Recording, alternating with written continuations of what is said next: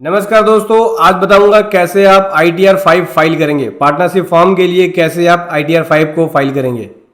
सबसे पहले क्या करना है, आपको इस साइट पे आ जाना है और यहाँ से आ जाएंगे डाउनलोड पे। डाउनलोड पे आने के बाद असेसमेंट ईयर 22-23 सेलेक्ट कर लेंगे, ठीक है। फिर यहाँ से ITR 5 पे आएंगे, इसकी यूटिलिटी को कर लेंगे डाउनलोड। मैंने ऑलरेडी डाउनलोड कर रखा है तो मैं आपको ओपन करके दिखाता हूँ।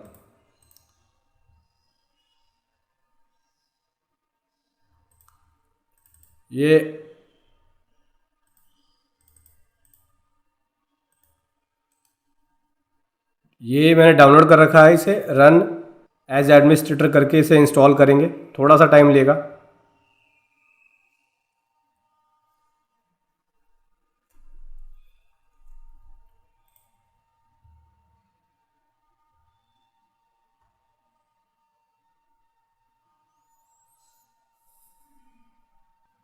ये इंस्टॉल हो गया है। अभी कंटिन्यू पे क्लिक करेंगे।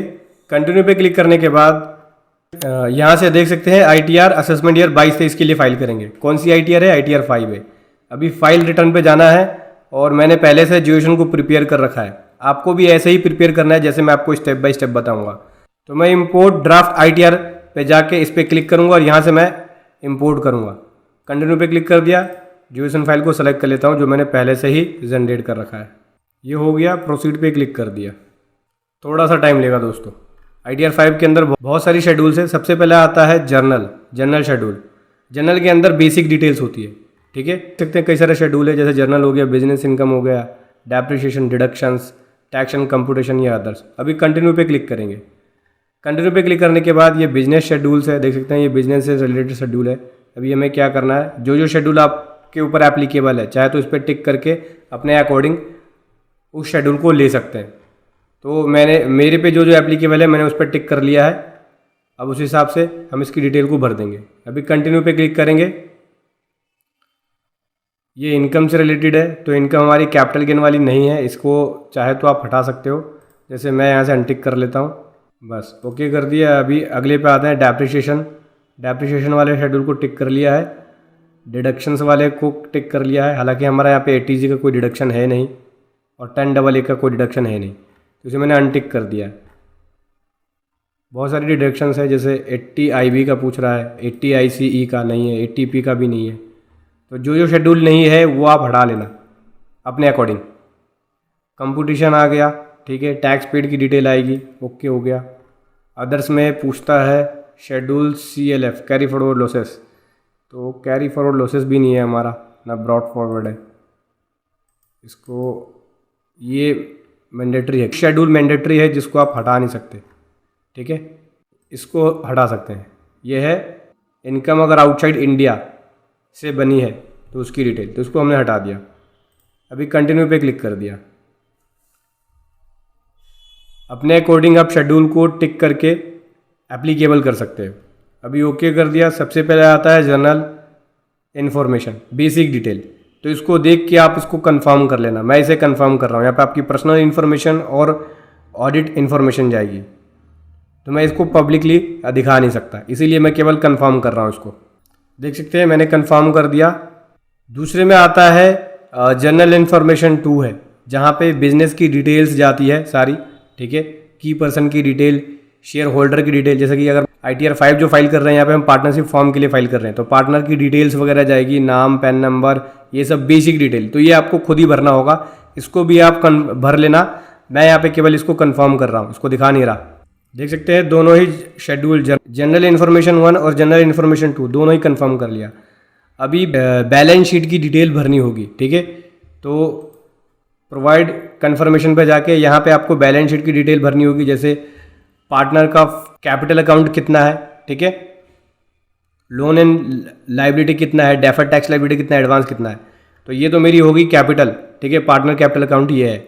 उसके बाद एप्लीकेशन ऑफ फंड की बात करें तो ये है फिक्स एसेट्स, उसके बाद ये है करंट एसेट्स, और ये हो गया एप्लीकेशन ऑफ फंड, ठीक है।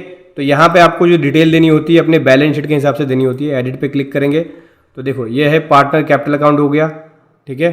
कोई लोन एंड फंड होता तो यहाँ दिख जाता लोन एंड फंड, कोई डेफर्ड टैक्स लाइबिलिटी होती तो यहाँ दिख जाता, कोई एडवांस होता तो ये दिख जाता। तो ये सोर्स ऑफ फंड हो गया, ठीक है। सेव पे क्लिक कर दिया। इसी प्रकार से एप्लीकेशन ऑफ फंड की बात करें तो एप्लीकेशन ऑफ फंड के अंदर एसेट से रिलेटेड सारी इन्फॉर्मेशन जाती है, जैसे कि यहाँ पे देख सकते हैं मैंने भरा है करंट एसेट्स के अंदर। मैं दिखाता हूँ आपको। करंट एसेट्स के अंदर ये स्टॉक है, स्टॉक के बाद ये आता है हमारा सन्डी डेटर, सन्डी डेटर के बाद है ये बैलेंस विद बैंक और कैश इन हैंड, ये आ गया। टोटल कैश ये हो गया, टोटल करंट एसेट्स ये बन गई हमारी, ठीक है।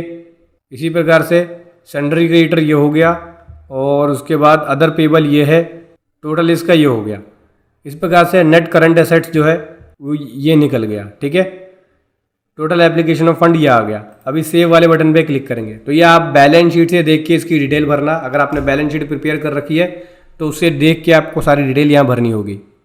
अभी कंफर्म पे क्लिक करेंगे, ये भर दिया हमने।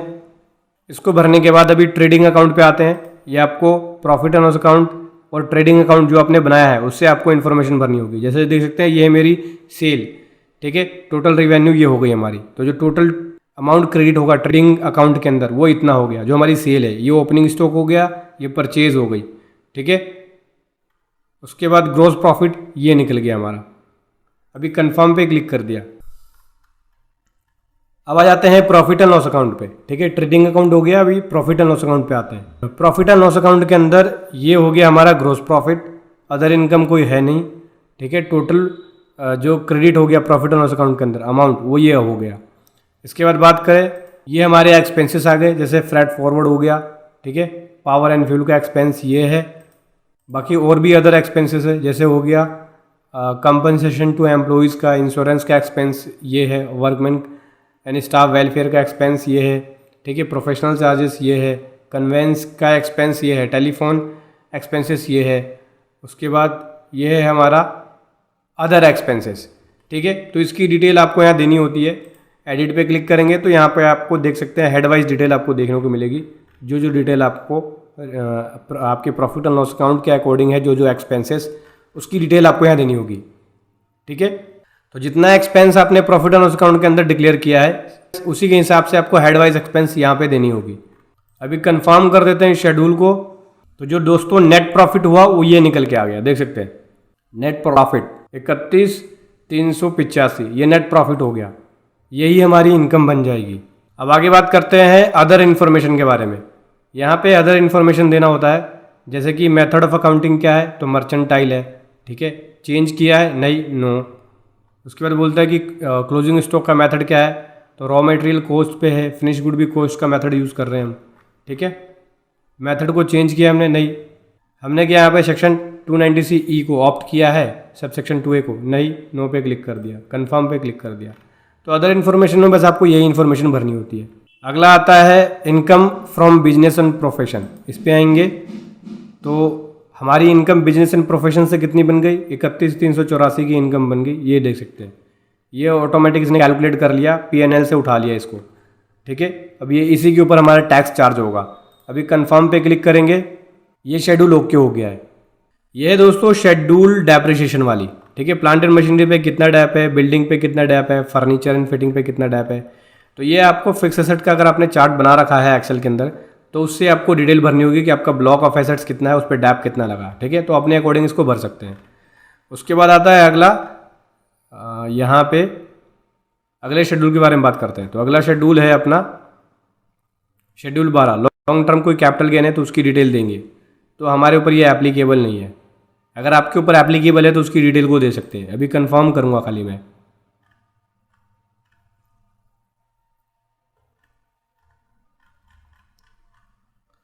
अगला करंट ईयर लॉसेस बोल रहा है। अगर करंट ईयर कोई लॉसेस है उसकी डिटेल, तो करंट ईयर का कोई लॉस है नहीं हमारा, तो इसको भी देख के कंफर्म कर लेना। अगर आपके PNL के अंदर करंट ईयर का कोई लॉसेस है तो उसको आप डिक्लेयर कर सकते हैं आप अपने हिसाब से।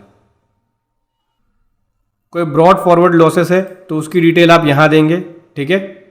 तो इस तरह की भी डिटेल हमारी कोई नहीं है, इसको कंफर्म पे करके ओके कर देंगे। उसके बाद बोलता है कोई कैरी फॉरवर्ड लॉसेस है तो उसकी डिटेल, तो हमारे यहाँ पे कोई कैरी फॉरवर्ड लॉसेस भी नहीं है, इसे भी कंफर्म पे क्लिक कर देंगे। अगर आपका है तो अपने अपने अकॉर्डिंग भर सकते हो उसको। अनऑब्जॉर्व डेप्रिसिएशन है तो उसकी डिटेल आपको यहाँ देनी होती है। तो इस तरह की भी डिटेल हमारी नहीं है, इसको क्या करेंगे कंफर्म कर देंगे।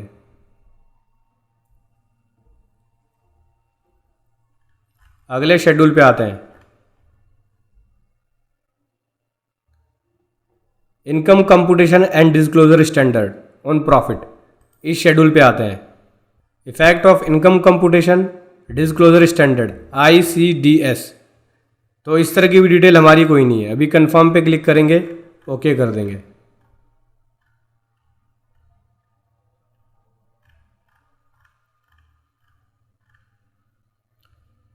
डिडक्शंस है अगर आपका कोई, तो आपको इस शेड्यूल में देना होता है, ठीक है। हमारी कोई यहाँ पे अलग से डिडक्शन नहीं है, जैसे ATG का कोई डिडक्शन हो गया, तो इस तरह का कोई डिडक्शन नहीं है हमारा, इसलिए कंफर्म पे क्लिक कर रहे हैं।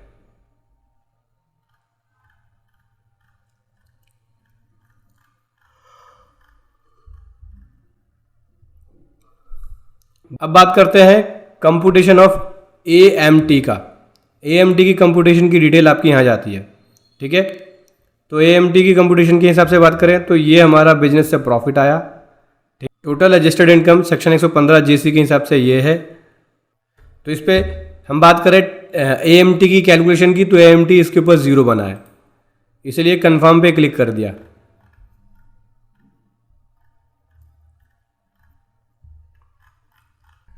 अब बात करते हैं कंप्यूटेशन ऑफ टैक्स क्रेडिट के बारे में, ठीक है, AMTC के बारे में।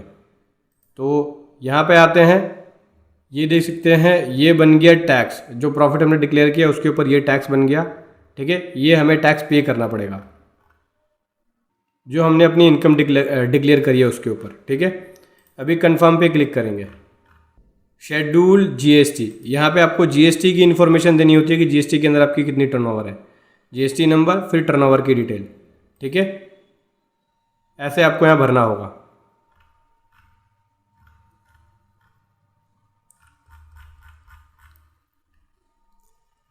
फिर है कंप्यूटेशन ऑफ टोटल इनकम। इस शेड्यूल पे आते हैं, देखो बिजनेस एंड प्रोफेशन से इनकम ये बन गई, ठीक है। टोटल इनकम मेरी ये जनरेट हो गई। अब जो भी टैक्स लगेगा वो इसी के ऊपर लगेगा, देख सकते हैं, ये मेरी टोटल इनकम बन गई। कंफर्म पे क्लिक कर देंगे।